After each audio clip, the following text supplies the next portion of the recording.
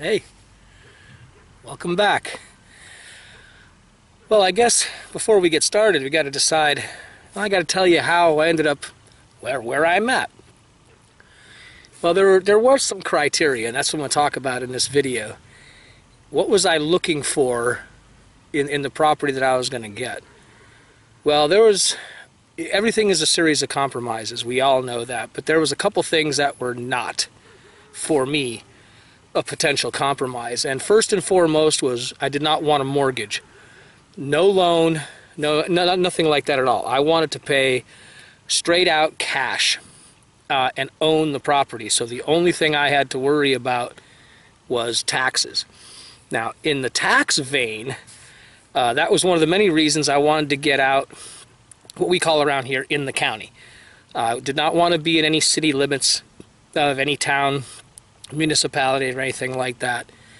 And once those two things were accomplished, and they're huge, I mean, money's a big deal. Land is not cheap. Then I started looking at the contours and the way the land was. Now, what did I want? Well, I wanted, 500 acres on a beachfront with palm trees in the tropics that cost 5 cents an acre. What I had to have was something that I could manage on my own. Well, I wanted a minimum of an acre and really no maximum, but I had to have at least an acre because I felt like I couldn't do what I wanted to do on any less, with some rare exceptions. I wanted some property that had a goodly amount cleared, but not completely cleared. I like land with some character, if you will. I would have loved to have had, a nice big grove of live oaks, which are, real common around here. That didn't happen. I did look at some property that had some beautiful live oaks on it, but it would have taken quite a bit to clear everything else. Like I said, I'm just one guy. And if you've ever tried to clear a forest or, a squaggle bush kind of place, which is what we have around here, several layers of growth from, the small stuff on the ground to the medium things like water oaks and other bushes, not quite trees, that'll grow 4 feet, 15 feet. And then, of course, you've got your big pines and your deciduous trees. It's a mess to clean that if you want to have any kind of crops, garden, or whatnot. So, while I didn't want bare land, I did want some cleared.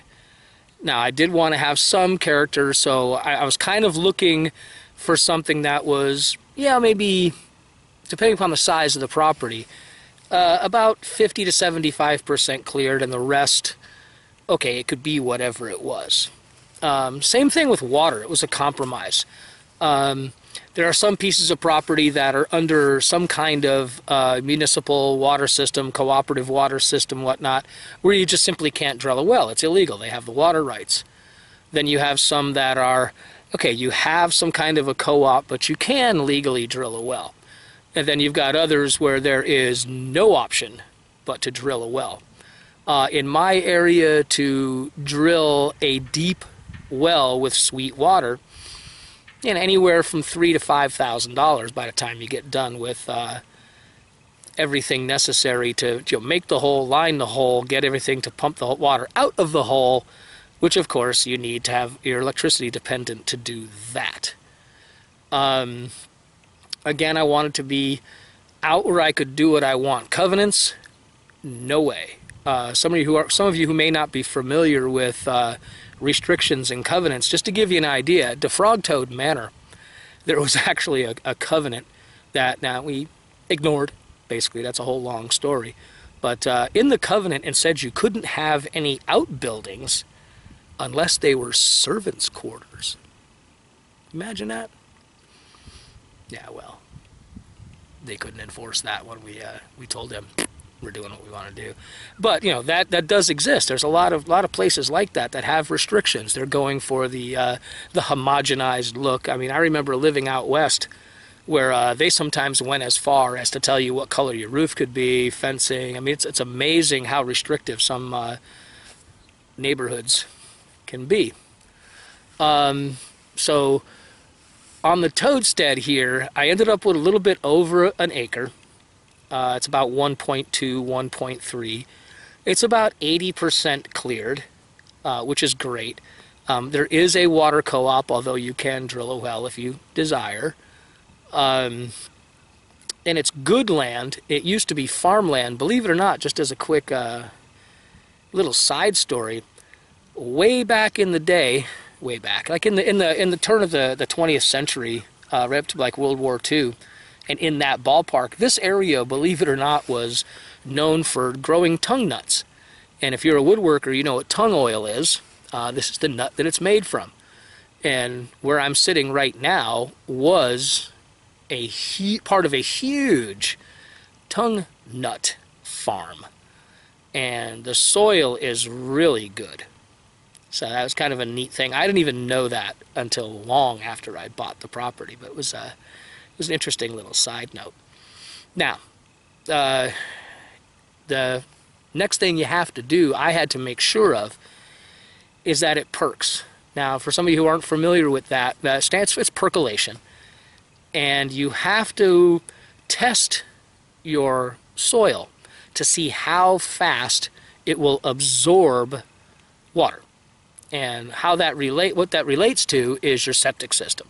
Now, in an upcoming video, you're going to get to see the actual soil test they do here to determine what you have to do to have a legal septic system.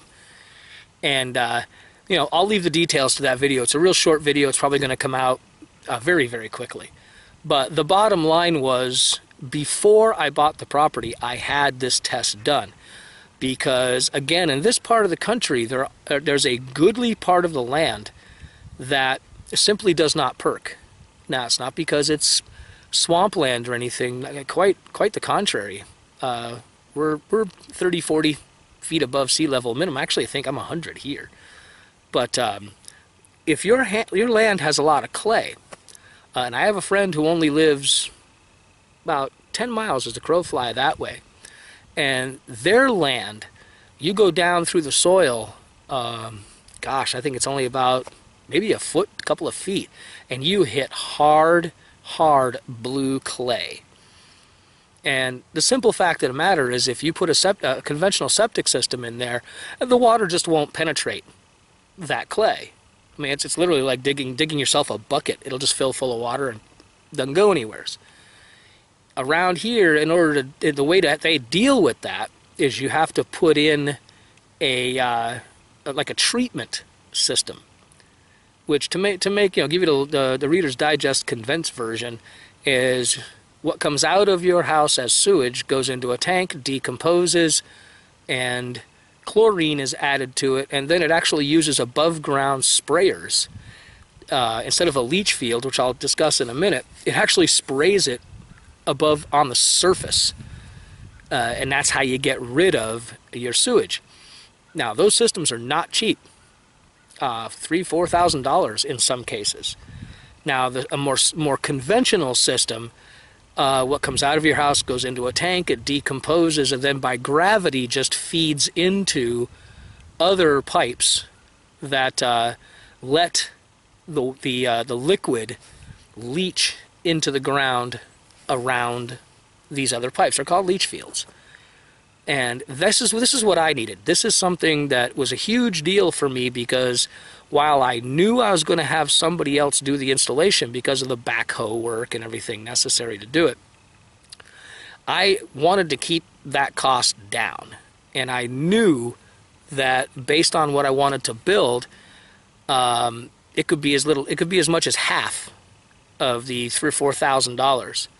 And again, there's videos coming up that'll show exactly what I put in. But this was all part of looking at the land, making sure that the land would perk, so you could use a conventional system. And I notice there's a little breeze. I hope it's not messing with the camera too much.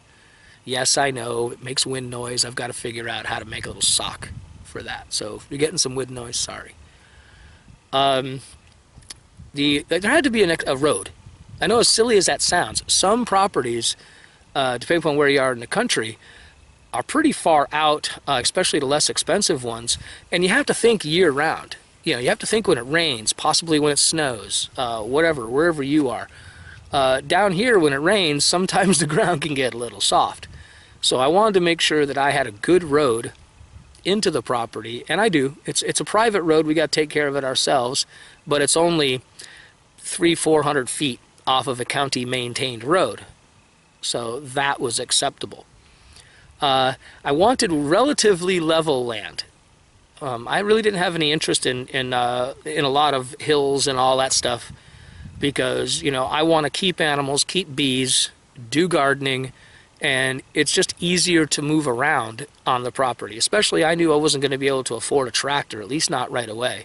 So I was going to have to be using, you know, for all intents and purposes, a riding lawnmower is going to be my only piece of farm equipment for quite a while, outside of my own vehicles. So I wanted to be able to drive my vehicles everywhere on the property that I could, and be able to ride the riding lawnmower where I needed to get to.